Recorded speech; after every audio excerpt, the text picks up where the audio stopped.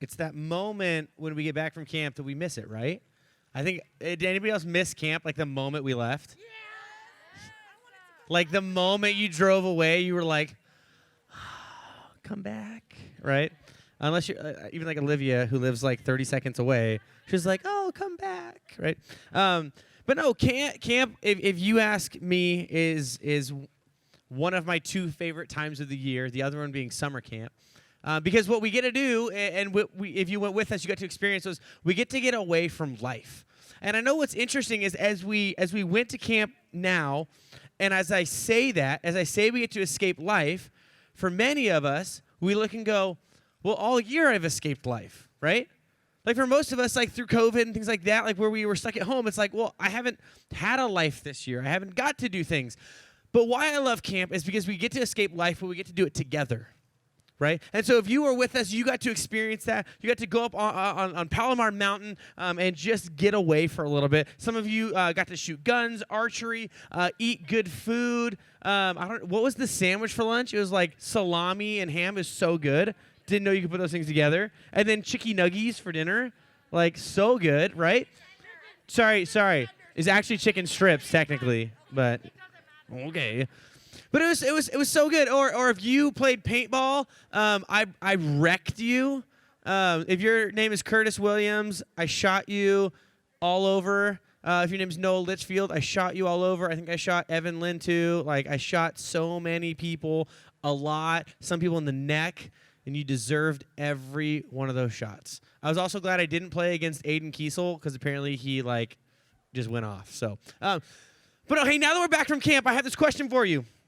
It's a question that I ask basically every time we get back from camp. Every single camp, for as long as you know me, sixth graders, this is what you're going to hear. And it's this question: what changed? Stick with me. I know we just started, but stick with me. We go to camp. We get away from life. We get to do things that are a little bit different.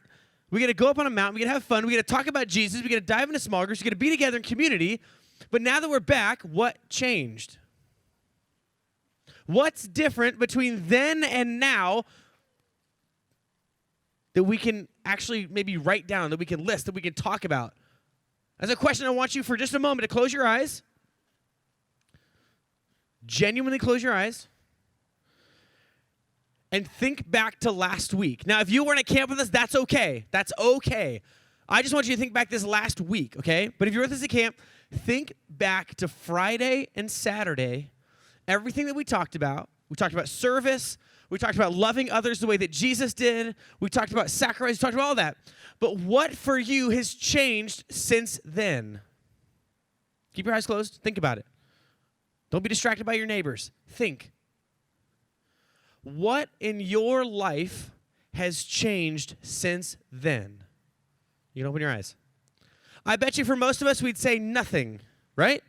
Like in 2-3 days, whatever it's been, like probably nothing has really changed. For many of us, what happens at camp is we go up on a mountain or we go to Whitewater, we go on vacation, whatever that is, we go and we get this camp high where everything is perfect. Everything feels so good. Everything's amazing. We're around our friends who all believe the same thing as us. We get to just have fun and let loose. And then we get back to life and guess what happened? Nothing changed and everything is still as difficult as it was.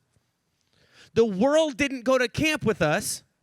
The world doesn't know what we talked about and what Jesus has done for us. The world didn't experience that. But you did. So I'll ask you one last time right now. What has changed? And I hope now that we're thinking about it, I hope the answer is, I did.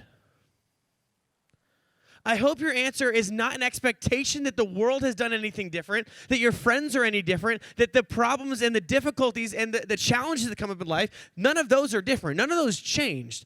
But I hope that your answer, when I say what's changed, I hope the answer is I did. I hope that when you were together in community, with your church family, with your small group leaders, opening up your Bible, talking about sacrifice and love and service, I hope that there was something inside of you, that there was a switch that flipped. And maybe you've heard all of those things before. Maybe, you've been around Elevate for a while or church for a while, and you've heard, I got to serve, I got to love people, Jesus sacrificed me. I get it, I've heard it. But that doesn't make it any less true and any less impactful on your life. So I hope when you look back on these past few days, I hope the change that you can list and that you can write down and think about, I hope that change is your heart. I hope every one of us walked away with a servant's heart. Because as I shared with you guys Saturday morning, that's one of the most difficult things for me personally. It's not just service in general, but it's service that I don't want to do. Okay, let's recap that for a second. You know, as Aaron came up on Saturday morning, what were we talking about? Anybody remember? What from the Bible were we talking about? Shout it out if you remember. Serving, okay. What story from the Bible were we talking about? Washing feet. Okay, so Aaron comes up, and I have him walk through, which I apologize. We didn't check for, like, nails or, like, rusty objects, which was, you're good? Cool. He probably got his tetanus booster a while ago. He's good. But so he goes through, and he puts his feet in the fire, and it was to illustrate and demonstrate the night that Jesus washes the disciples' feet. And what was the point of that illustration that Jesus gave us? What type of service was it? What type of service was it? Was it a demonstration? Was it fun? Was it fun? And somebody goes, yeah. No. If you think washing feet is fun, I will take my shoes off right now and let you scrub these things. Not with those cankles. Thanks, bud. That was so fun at Whitewater last summer. But no. Sorry, 2 summers ago. I apologize. But think about it. That's the demonstration that Jesus gave us, was that serving and sacrifice is not always fun and not always something that we say, oh my gosh, can I wash your feet? Please? Like, if you are in that boat, I'm going to pray way harder for you, okay? That's gross. But Jesus was setting a demonstration, an example, okay? So if you got your Bible, open it back up. We're going to read that passage again, or part of it at least, okay? This whole passage is John chapter 13, verse 1 through 17. We're going to read the last part where Jesus is explaining why he did that, okay? Well, I want to recap a little bit of camp with you guys, okay? So John chapter 13, verse 1 through 17, we're going to read the last part, okay? Jesus says, do you understand what I have done for you? He asked them. You call me teacher and Lord, and rightly so, for that is what I am. Now that I, your Lord and teacher, remember this is after he washed the feet, have washed your feet, you also should wash one another's feet. He doesn't mean literally, okay? He's not saying, hey, go out, and the only way that you can love people is by taking off their shoes and washing their feet, okay? He's not saying that's the only, so don't walk up to like somebody like at the store and be like, I got to wash your feet right now. You can, I guess. Like, you're probably going to get kicked out of the store, but I'm not going to. But he's not saying, like, this is literally what you have to do. Now that I've washed your feet, you got to. It's an illustration. It's an example. It's a dirty one. It's one that nobody would want to do, and that's the reason Jesus does it, right? Think about it. If Jesus, let's say Jesus set an example, and he's like, now that I have taken you to Disneyland, you must take others to Disneyland. How many of you would be like, okay, I'm in. Thank you. I wish Disneyland was open right now, okay? Disney World's open. But think about it. If Jesus made an easy example, how many of us would find it easy to follow? Right? Like, I, in almost everything in life, need, like, the dummy explanation version of it, okay? Like, when my wife's explaining, like, even how to put, like, the laundry away, I'm like, all right, show me how to fold that towel again, because I just do this thing where I just crumple it up and throw it in there. That seems wrong, right? But how many of us need a good illustration? But if Jesus made it an easy one, so many of us would never understand what actual sacrifice looks like. We just go, oh my gosh, that's so easy. That's all I have to do? But Jesus picked one that we talked about. The people that washed feet were the lowest of the low servants. This was something that nobody wanted to do. And the only people who had someone like that were the rich people. And so they'd show up, they'd kick their sandals off, they'd put their feet in the thing, and then they'd scrub away, get those calluses off, clean the dirt out of their toenails, get the toe jam out in between those toes, and toe peanut butter, and the toe cheese. Ew. Somebody said, are you going to make a sandwich now? Gross. But think about it. Like, Jesus wanted to pick the lowest thing to say, hey, check it out. This is the bar. This is sacrifice. This is service. So again, I'll ask you, after we talked about that at camp, after we challenged you to serve and love others, you've had 2 days, 3 days.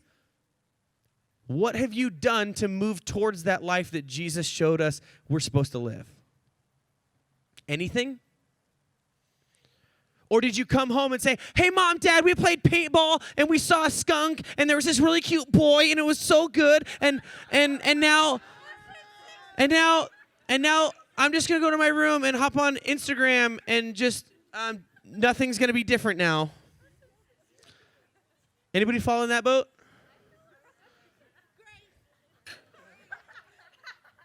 I think for a lot of us, we fall in that boat. We go to camp, we get crazy, we think life is going to be amazing when we get home, but we never actually take practical steps towards following Jesus. What we do is we continue to consume and do things that we want and make sure the life is exactly what we intend it to be. And if service just happens to fall in our life and it's easy, then I'll do it. But that is not the life that Jesus has called us to. That is not the service that Jesus has called us to. Washing somebody's feet, doing something that is uncomfortable, doesn't just fall in your lap. For you to serve the way that Jesus did, you have to go out of your way, out of your comfort zone, to something that feels maybe weird or makes you go like, I don't know if I can do this. That is the service that Jesus calls us to. If you are serving and you're not a little bit uncomfortable or a little bit like, I don't know what I'm doing, you might be doing it wrong. Now, yes, are there going to be times where service is easy? Absolutely. Like something simple as when you go to the store and you hold a door for somebody, that's easy serving, right? But maybe when we get back to school and there's that kid that you can't stand, maybe it's sitting with them at lunch and getting to know their story so that you know why you guys don't get along, and maybe there's something you've missed and you actually could be great friends because there's something going on at home that you don't understand, and that's why they are the way they are. I don't know, maybe I'm full of it. But that sounds a lot more like the type of service that Jesus is calling us to. And I'll tell you this, that's not easy for me either. You know, tonight, when you guys go to small groups, as we've been out here and being a part of Jesus, one of the things that we've done that very, very unintentionally, but it happened, is some of our neighbors out here, we've been too loud. And that's an honest thing. People are trying to, it's 7 o'clock. Some people have kids, they're going to bed. We get done at 9 and we're still kind of loud. People are going to bed at that point, having dinner, whatever. We've been loud. And so one of the things that I'm going to do tonight when we're done is I'm going to go up to our neighbors and I'm going to go talk to them and apologize. Say, hey, you know what? We got so caught up in what we were doing. We got so caught up in us having fun and getting crazy, having dance parties, worshiping Jesus. We forgot to think about our neighbors. We forgot to think about you. And so one of the ways that we're going to serve our neighbors, which might be a little difficult for us, because let's just be honest, we're a rowdy group, right? We're a little loud, a little crazy. We're going to bring the volume down a little bit. We're going to not be as loud. And for some of us, for me personally, that is such a sacrifice. Because all we want to do is pump these speakers to 11 and get crazy and just be loud all the time and get the dance parties going. That's all we want to do. But we're going to serve our community, which, again, for me is hard because I just want, like, when we're doing worship, I was like, hey, Aiden, we got to bring it down. And Ethan and Aiden over there are just like, oh, because all we want to do is turn the volume up.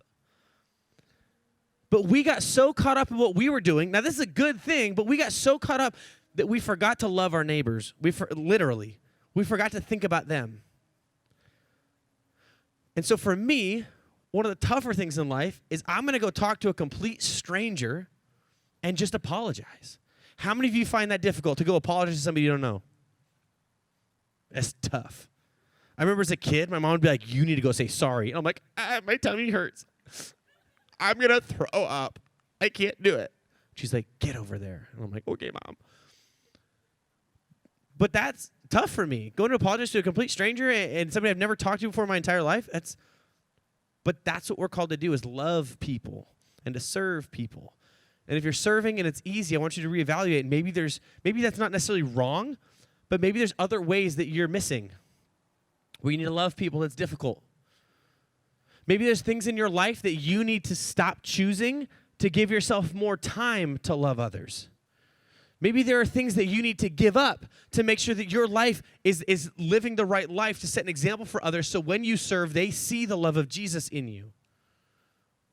You see, as Christ followers, as we came back from camp, for some of you, you were ready. You said, you know what? I now know who Jesus is, and I'm ready to walk that walk. For many of you, you've already made that decision. For some of you, you're not ready, and that's okay. But one of the things we can never walk away from is when it comes to service, it's loving people when it's not always easy. But to follow after Jesus, it's not just about service. It's also about giving up things in our life that are not good, turning away from what the world says is good, and living a life like Jesus. So you got your Bible. I want you guys to open up to Luke chapter 9, verses 23 through 25. Luke chapter 9, 23 through 25. And here's this idea. We can begin to serve.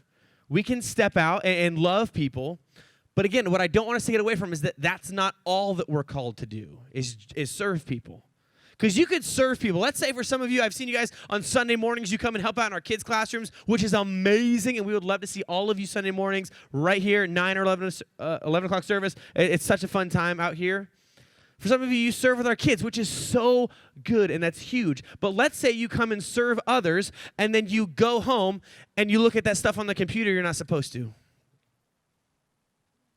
Are you a Christian? Are you following Jesus in everything you do? Or are you just doing the serving thing so people see it, and then they think, oh, wow, they're amazing. But you go home, and you've got those secrets and things that you do that no one would ever like you if they knew, or they would never trust you if they knew.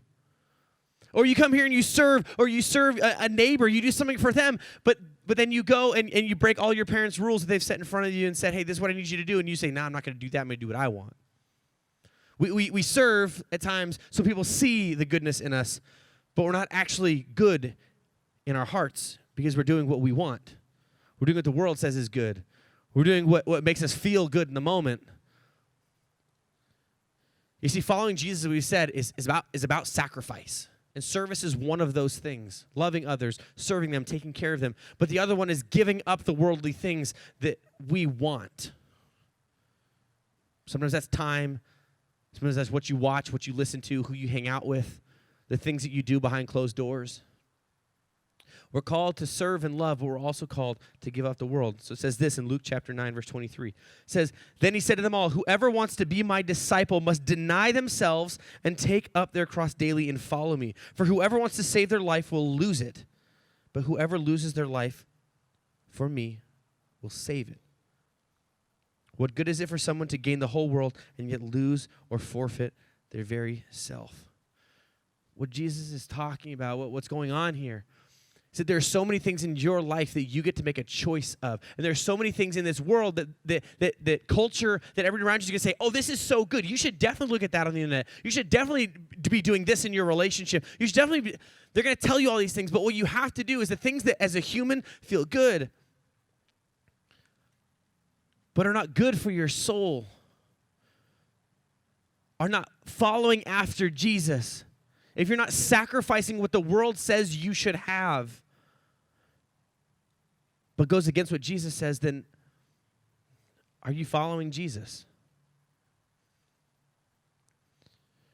If you're still choosing all the things that you want, but not denying yourself, you have to say no to what the world wants for you. Because all it's going to do is lead to heartache, to sadness, to depression, to loneliness, to anxiety, because it feels good in the moment. It's great. I got to go do this with my friends. But then there's emptiness, because the only thing that will fill you up is Jesus. We have to deny ourselves, deny what our flesh wants, and follow after Jesus daily. So the sacrifice I want you guys to understand is that it's about service, loving others, and giving up what we know is not good for our soul and for our walk with Jesus. So right now, here's what we're going to do. Before the band comes up, I'm going to have Jaron come up, and he's just going to play some music over us. And then we're going to pass out some paper and some pens. I got Tegan and Sarah going to walk around. Here's what I want you guys to do. As we look back at the last 3 days, what happened for a lot of us was we went to camp, we heard about Jesus, We knew about service and loving others and sacrifice, and we heard it, and we're like, oh, this is amazing. We were jumping at worship. We were raising our hands for those slow songs and really getting into it, but then we got home, and nothing changed.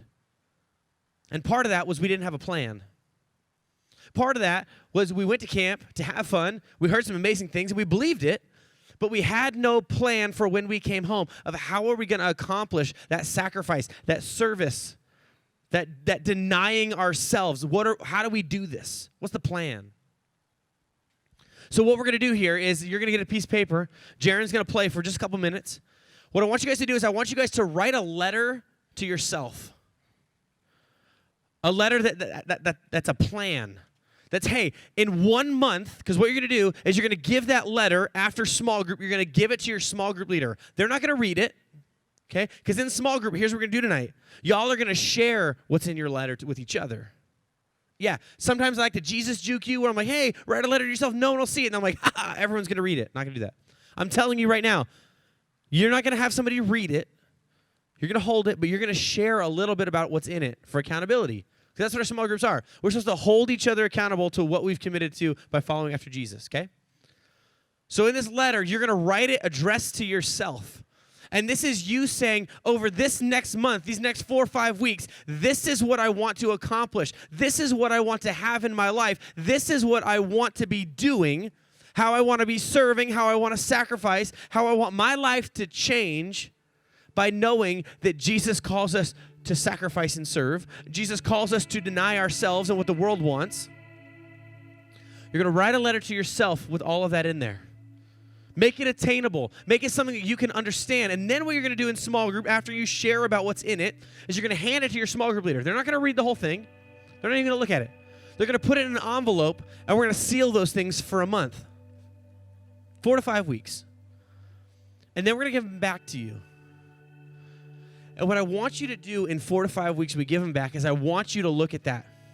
And I hope every single one of you feels accomplishment and pride and feels just amazing about what you've done this month because you accomplished what that goal and what that plan was. Some of the things that you can do is you can write down, hey, this is how I want to serve my community. Hey, this is how I want to love people. Hey, these are the things I want to give up that nobody knows about. Hey, these are the choices that I've made recently that I need to walk away from. And you're going to commit to yourself that this is what I want to do. Because it's amazing that we talk about Jesus and we're diving in, but if we don't have a plan, I know for me, if I don't write it down, it's never going to happen. That's just how I operate. So for just a couple minutes, Jaren's just going to play. We can turn him up just a little bit. Don't look at your neighbor. Don't talk to each other. Don't talk to each other.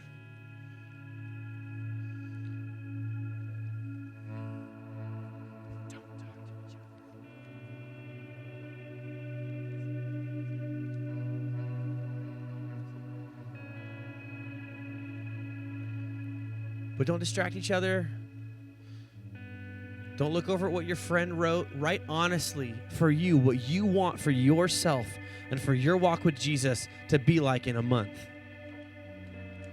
Write goals, write areas of work, write things you've messed up on that you want to fix, relationships you want to mend, people that need love and help that you've ignored for too long.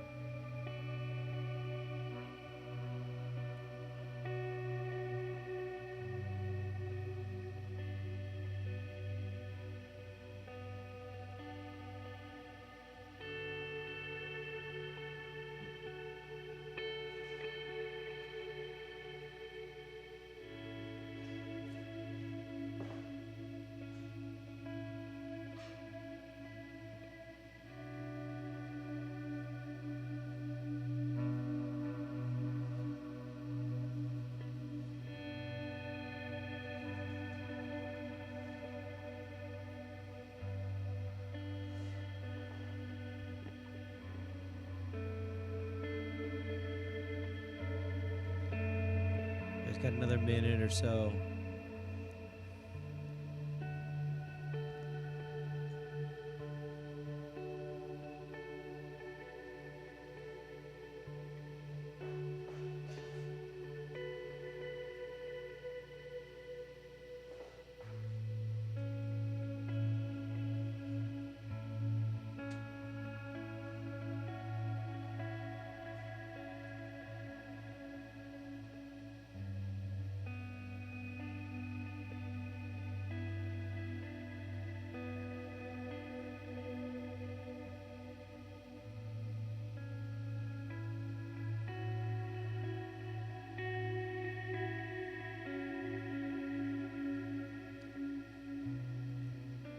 Done. If you want, you can fold it up a little bit, or you can leave it open.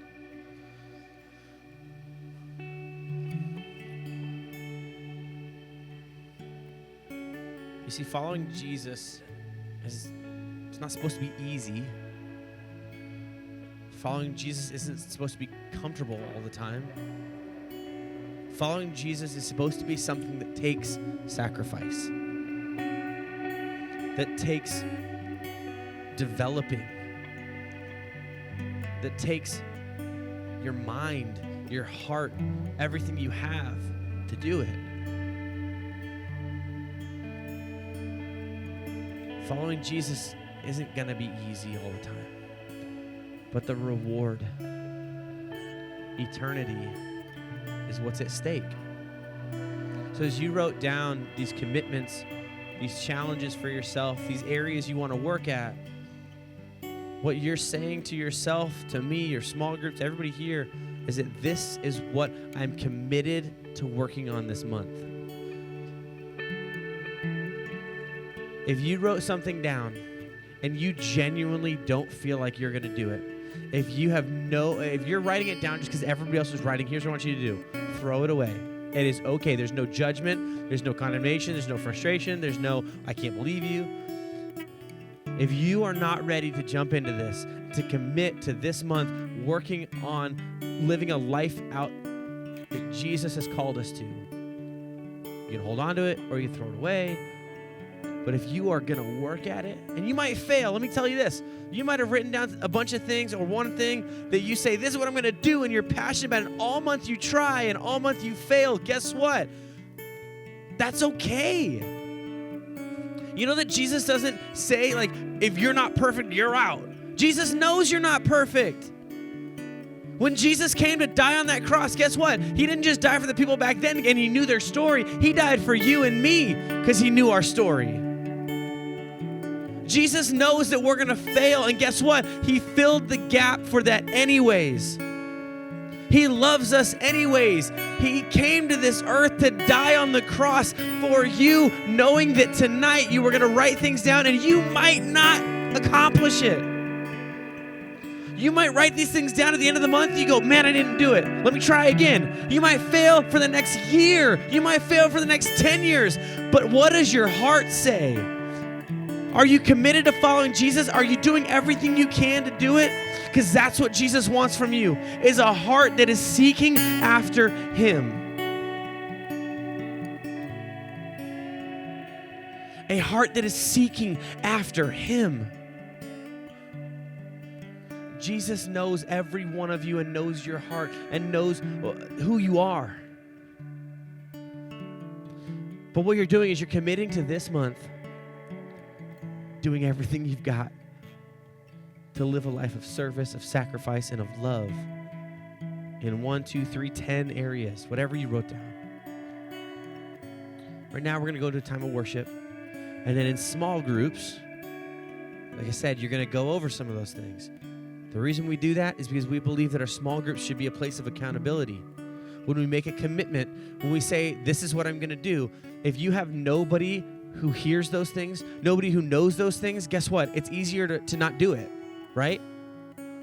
It's easier to fall short because nobody's asking you questions. Nobody's diving in with you. They're just there and you haven't shared. So tonight we're going to share. You have to share everything. But share some of what you wrote. And then you give it to your small group leader. We're gonna package them up, and in 4 to 5 weeks, we're gonna give them back to you. And you're going to look at it and go, how did I do? Did I try? Did I give everything I had to follow after Jesus in a life of sacrifice, service, and love? Here's the other thing I want to do for you guys. We have a phone number right here.